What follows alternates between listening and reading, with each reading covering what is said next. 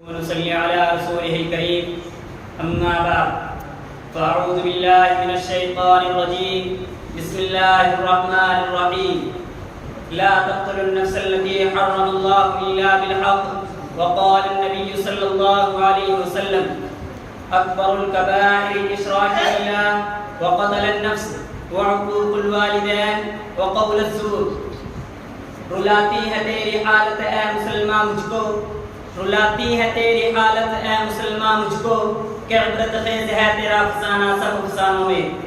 برادران ملت اور حاضرین مجلس، آج آپ ریڈیو اور ٹیلی ویژن میں سنتے ہیں کہ فلاں جگہ دہشت گردی ہو رہی ہے، فلاں جگہ دہشت گردی پھیلانے کی کوشش کی جا رہی ہے۔ آج دہشت گردوں نے اتنے لوگوں کو موت کے گھاٹ اتار دیا، اتنے لوگوں کی جانیں ضائع ہو گئی، اتنے املاک برباد ہو گئے، اور ان سارے جرائم کا مجرم اسلام اور اسلام کے نام لیوا کو قرار دیا جا رہا ہے۔ میں اس مختصر وقت میں آپ کو بتانا چاہتا ہوں کہ دہشت گرد کون ہیں، پوری دنیا میں دہشت گردی پھیلانے والے کون ہیں، دنیا کے امن و امان اور چین و سکون کو چھیننے والے کون ہیں، روئے زمین کے باشندوں کی نیند کس نے حرام کی ہے، کیا اس کے ملزم واقعاتاً اسلام اور اسلام کے نام لیوا ہیں؟ یاد رہے، اور وہ کسی کی سوچی سمجھی سازش نہیں۔ دوستوں، اسلام کے قوانوں، اسلامی تاریخ کا مطالعہ کرنے والے جانتے ہیں کہ اسلام نے ہمیشہ امن و شانتی کی دعوت دی ہے، صلح و آشتی کی دعوت دی ہے، آپسی محبت و الفت کی دعوت دی ہے، اخوت و بھائی چارگی کی دعوت دی ہے، میل ملاپ و خیر سگالی کی دعوت دی ہے، نصیحت و خیر خواہی کی دعوت دی ہے، ظلم و زیادتی سے روکا ہے، فتنہ فساد سے روکا ہے، حق طلبی اور حق مارنے سے روکا ہے، خواہ کے انتہا سے روکا ہے۔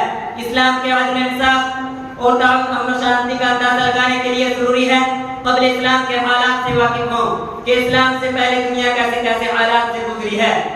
دوستو، 6 صدی عیسوی میں دنیا بڑی اضطرابی اور بے قراری کے حالت میں اپنے لمحات گزارا کر رہی تھی، ہر طرف فتنہ فساد پھیلا ہوا تھا، دوسروں پر ظلم و زیادتی کرنے کو اپنی بڑائی کی دلیل سمجھی جاتی تھی، دوسروں کے حقوق کو دبانا ایک قابل قدر کارنامہ سمجھا جاتا تھا، ایک بادشاہ کا دوسرے بادشاہ کے ملک میں داخل ہو کر خون خرابہ کرنا ایک قابل قدر کارنامہ سمجھا جاتا تھا، غریبوں نادار اور معذور لوگوں کو معاف تک نہیں کیا جاتا تھا، شیخ وار بچے کو دیوار پر زور سے مارا جاتا جس سے بچے کا بیٹا نکل کر باہر آ جاتا۔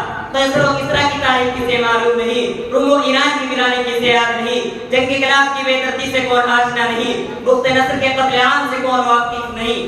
الغرض پوری دنیا میں فساد ہی فساد پھیلا ہوا تھا، چاہے روم ہو یا ایران، پاکستان ہو یا ہندوستان، یورپ ہو یا ایشیا، وہ زمین کا کوئی خطہ ایسا نہیں تھا جہاں لوگ امن و شانتی کی زندگی بسر کر رہے ہوں۔ اسی حالت کو بیان کرتے ہوئے قرآن کریم نے کہا ہے ظہر الفساد فی البر والبحر بما کسبت ایدی الناس۔ ایسے خطرناک اور تاریخ ترین حالت میں اسلام کا ظہور ہوتا ہے اور اس مضطرب و پریشان دنیا کو حقوق انسانی کا پیغام سناتا ہے، امن و شانتی کا پیغام سناتا ہے، صلح و آشتی کا پیغام سناتا ہے۔ اسلام کہتا ہے صلح دین سے بہتر ہے، چاہے جو کرو۔ صلح حدیبیہ کی تاریخ کی یاد نہیں، مسلمانوں کو کس طرح سے سفر راستہ میں روکا گیا۔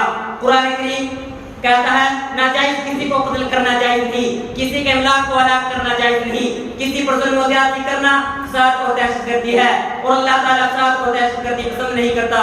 قرآن کریم کی ہر ایک آیت امن کی دعوت دیتی ہے اور دہشت گردی سے روکتی ہے، لیکن آج میڈیا کے ذریعے اسلامی تعلیمات کو منسوخ کرنے کی کوشش کی گئی، اسے دنیا والوں کے سامنے بدنام کیا گیا، جو امن و شانتی کا داعی تھا اسے دنیا والوں کے سامنے مجرم بنا کر پیش کیا گیا، لوگوں کو اس سے نفرت دلائی گئی، اس کا نام جنو رکھ دیا، جنو کا ضد، جو چاہے آپ کا اس نے کرسمس کرے۔ لیکن میں پوچھتا ہوں کہ اسلام کو بدنام کرنے والوں، اگر اسلام ایک دہشت گرد مذہب ہے تو نبی صلی اللہ علیہ وسلم کے زمانے میں دہشت گردی کیوں نہیں؟ حضرت ابوبکر رضی اللہ عنہ کے زمانے میں دہشت گردی کیوں نہیں؟ حضرت عثمان رضی اللہ عنہ کے زمانے میں دہشت گردی کیوں نہیں؟ حضرت علی حیدر رضی اللہ عنہ کے زمانے میں دہشت گردی کیوں نہیں؟ خلافت بنی امیہ کے زمانے میں دہشت گردی کیوں نہیں؟ مغلیہ سلطنت کے زمانے میں دہشت گردی کیوں نہیں؟ جب ان کے پاس اس وقت قوت تھی، طاقت تھی، وہ دنیا کو تابع والا کر سکتے تھے، لیکن آج جب کہ وہ کمزور ہو چکے ہیں، وہ محکومی اور مغلوب الحال زندگی بسر کر رہے ہیں، ان کے اوپر دہشت گردی کا الزام کو لگایا جا رہا ہے۔ کیا اس کے پیچھے کوئی سوچی سمجھی سازش اور طے شدہ پلان بھی نہیں ہے؟ پلاننگ ہے وہ زمین کے مسلمانوں کے خون سے ہولی کھیلی گئی، مسلمان عورتوں کے خود عصمت کو پامال کیا گیا، ان کی آبرو ریزی کی گئی، ان کے دامن حیا کو تار کیا گیا اور کیا جا رہا ہے، لیکن کہیں سے اس کی بندش اور روک تھام کی آواز نہیں اٹھ رہی۔ میڈیا میں کبھی یہ نہیں کہا جاتا کہ ان کے اوپر ظلم و زیادتی ہو رہی ہے، ان کے حقوق پامال کیے جا رہے ہیں۔ یہودی اور عیسائی کے لعاب دہن کی قیمت ہے، مسلمانوں کے خون کی کوئی قیمت نہیں، اور اس پر ظلم بالائے ظلم یہ ہے کہ میڈیا میں اسے مجرم و خطاکار بنا کر پیش کیا جاتا ہے۔ لہٰذا پہلے طے کرو کہ دہشت گردی کسے کہتے ہیں۔ کیا جان و مال کی حفاظت کرنے کا نام دہشت گردی ہے؟ عزت و آبرو کی حفاظت کرنے کا نام دہشت گردی ہے؟ اپنے وطن سے محبت رکھنے کا نام دہشت گردی ہے؟ اپنے وطن پر قربان ہونے کا نام دہشت گردی ہے؟ جائز حقوق کا مطالبہ کرنے کا نام دہشت گردی ہے؟ ظلم و ستم کے خلاف آواز اٹھانے کا نام دہشت گردی ہے؟ دنیا میں عدل و انصاف قائم رکھنے کا نام دہشت گردی ہے؟ اگر تم کسی کو دہشت گردی کہتے ہو تو ہم فخر سے کہتے ہیں کہ ہاں ہم دہشت گرد ہیں۔ کسی شاعر نے کیا خوب کہا ہے، باطل سے دبنے والے اے آسمان ہی ہم، باطل سے دبنے والے اے آسمان ہی ہم، 100 بار کر چکا ہے تو امتحان ہمارا۔ توحید کی امانت سینوں میں ہے ہمارے، توحید کی امانت سینوں میں ہے ہمارے، آسان نہیں مٹانا نام و نشاں ہمارا۔ لیکن دوستو دہشت گردی سے نہیں کہا جاتا، بلکہ کسی کے حریت و آواز کی طلب کرنے کا نام دہشت گردی ہے، کسی کے انسانی حقوق پر ڈالنے کا نام دہشت گردی ہے۔ اسلام پر دہشت گردی کے بہتان لگانے والوں، اگر اسلام پر دہشت گردی کے بہتان لگانے والوں اب بولو کہ بوسنیا میں دہشت گردی کس نے پھیلائی، بلوچستان میں دہشت گردی کس نے پھیلائی، سوڈان میں دہشت گردی کس نے پھیلائی، ابھی حال ہی میں افغانستان میں دہشت گردی کس نے پھیلائی، فلسطین میں دہشت گردی کس نے پھیلائی، کشمیر میں دہشت گردی کس نے پھیلائی، سرزمین فلسطین کا چپا چپا گوشہ گوشہ مسلمانوں کے خون سے رنگین ہو چکا ہے، ہزاروں بچے بیوہ ہو چکے ہیں، کتنے گھر ویران ہو چکے ہیں۔ مسلمانوں میں ان درندے یہودیوں سے پوچھنا چاہتا ہوں کہ اے نام نہاد امن قائم کرنے والوں، اگر تم واقعتاً امن قائم کرنا چاہتے ہو تو خود دہشت گردی کرنا چھوڑ دو، دوسروں کی ذلت و آبروریزی کرنا چھوڑ دو، دنیا سے دہشت گردی ختم ہو جائے گی، لوگ امن و سکون کی زندگی بسر کریں گے۔ یہی دہشت گردی کے خاتمے کا اصل علاج ہے۔ اللہ تعالی ہم سب کو اور دنیا کے تمام مسلمانوں کو دہشت گردی سے بچنے کی توفیق عطا فرمائے۔